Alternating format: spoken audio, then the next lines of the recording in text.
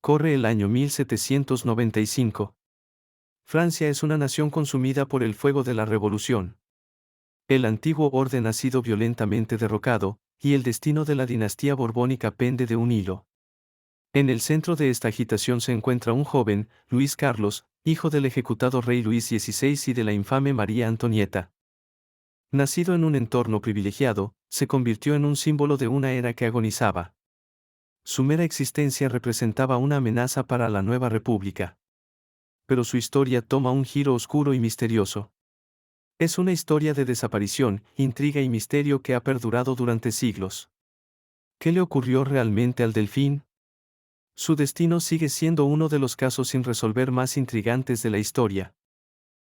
Según el gobierno revolucionario, la historia es trágicamente simple. Afirmaban que el joven Luis Carlos permanecía preso en las sombrías condiciones de la prisión del Temple en París. Aquí, el niño al que llamaban ciudadano Luis Capeto, pero a quien los realistas consideraban el rey Luis XVII, murió. El relato oficial afirma que falleció a la tierna edad de 10 años. La causa de su muerte se atribuyó a la tuberculosis y a las duras condiciones de su confinamiento. El gobierno difundió rápidamente esta versión. Declararon su muerte una victoria para la República. Se presentó como el golpe definitivo contra la monarquía. Con la muerte del heredero varón directo, la causa monárquica supuestamente quedó extinguida. Esta era la versión que el Estado quería que todos creyeran. Pero la narrativa oficial estaba plagada de inconsistencias. Las dudas comenzaron a aflorar casi de inmediato, alimentadas por los turbios detalles que rodearon los últimos días y la muerte del niño. Las pruebas aportadas por el gobierno fueron en gran medida circunstanciales. No convencieron a muchos, y surgieron rumores de duda por las calles de París y de toda Europa. Estas sospechas han persistido durante más de 2 siglos. El principal sospechoso de cualquier posible delito era, y sigue siendo, el propio gobierno revolucionario. Tenían todas las de ganar con la muerte del delfín. Un heredero vivo era una amenaza constante e innegable para su poder.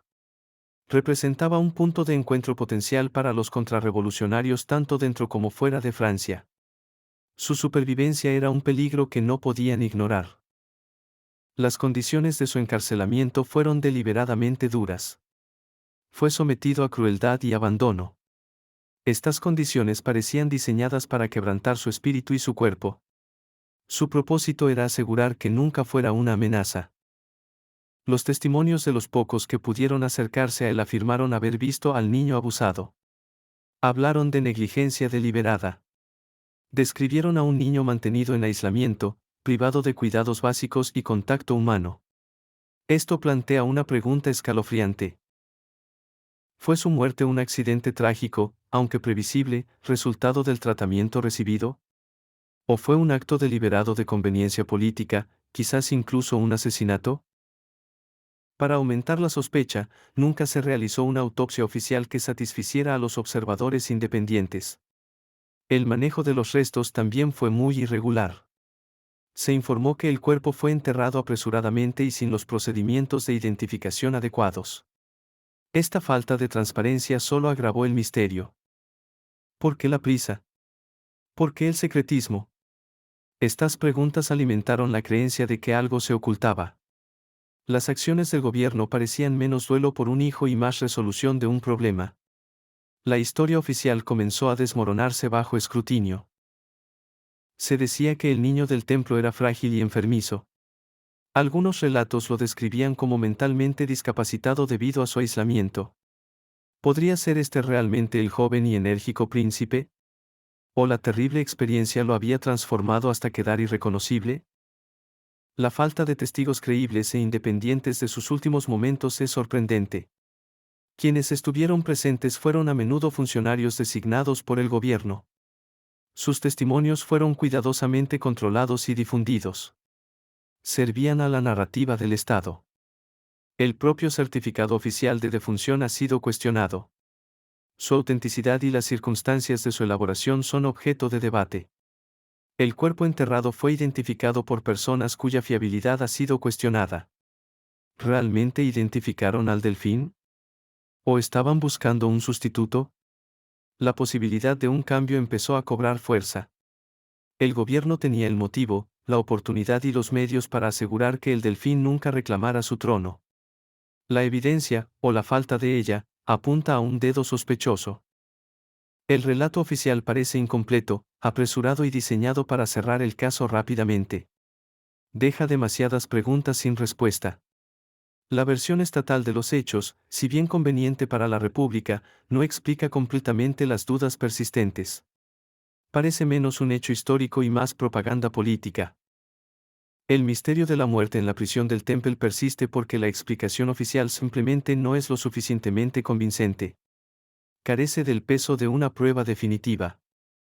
Para muchos, el caso está lejos de estar cerrado. Una teoría alternativa surgió y cobró fuerza casi inmediatamente después de la muerte reportada. Los rumores de una fuga secreta corrieron como la pólvora. ¿Podría el delfín haber sido sacado a escondidas de la prisión del Temple? La idea central era audaz: el verdadero delfín fue reemplazado por un doble. Este sustituto moriría en su lugar. Mientras tanto, el verdadero príncipe fue llevado a un lugar seguro. Esta teoría ofreció esperanza a los realistas e intriga a todos los demás.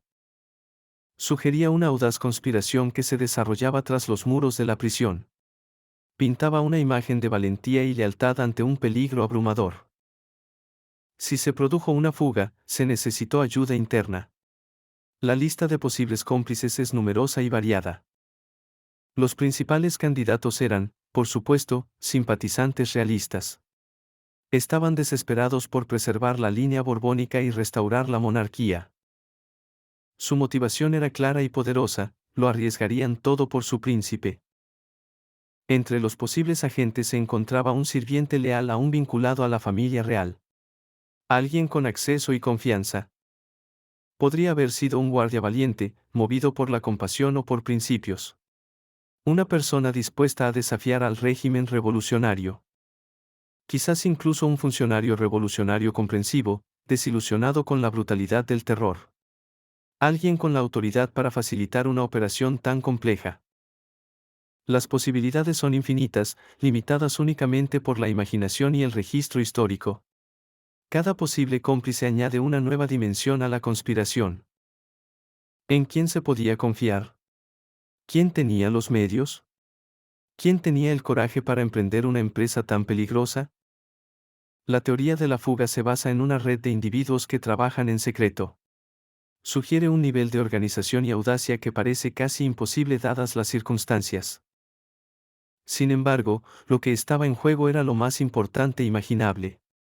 El destino de una dinastía recaía sobre sus hombros. Se desconoce la identidad de estos posibles salvadores. Sus nombres, si existieron, se han perdido en la historia. Pero la creencia en su existencia alimenta la narrativa de la huida. Ofrece un desenlace más esperanzador, aunque no probado, para el joven príncipe. En las décadas posteriores a la revolución, el misterio se acentuó. Numerosos individuos surgieron afirmando ser el delfín perdido. Estos pretendientes a menudo actuaban movidos por la ambición, buscando estatus o fortuna. Otros podrían haber estado genuinamente engañados. Estos impostores alimentaron el misterio y enturbiaron considerablemente las aguas. Cada nueva afirmación requería investigación y desmentido. Desde Alemania hasta Estados Unidos, aparecieron hombres con elaboradas historias de fuga e identidad oculta. Ofrecieron diversos grados de evidencia circunstancial. Pero, una a una, cada afirmación ha sido desmentida. El análisis científico, los registros históricos y las inconsistencias en sus relatos las han expuesto como fraudes. El más famoso fue Carl Wilhelm Naundorff, quien mantuvo su afirmación durante décadas. A pesar de algunos detalles convincentes, su historia finalmente no convenció a los historiadores. Estas pistas falsas, aunque distraen, resaltan la persistencia del misterio. Muestran la desesperación con la que la gente quería creer que el príncipe había sobrevivido. Son un testimonio de la incertidumbre que rodea el relato oficial. Si la muerte fue tan evidente, ¿por qué tantos creyeron que sobrevivió? Hoy en día, la evidencia sobre el destino del delfín sigue siendo fragmentaria y difícil de alcanzar. La falta de pruebas definitivas sigue atormentando a los investigadores. Los relatos contradictorios de la época contribuyen a la confusión. ¿Quién decía la verdad y quién actuaba con fines políticos? Las motivaciones políticas de los involucrados son innegables. Tanto el gobierno revolucionario como las facciones realistas tenían motivos para manipular la narrativa.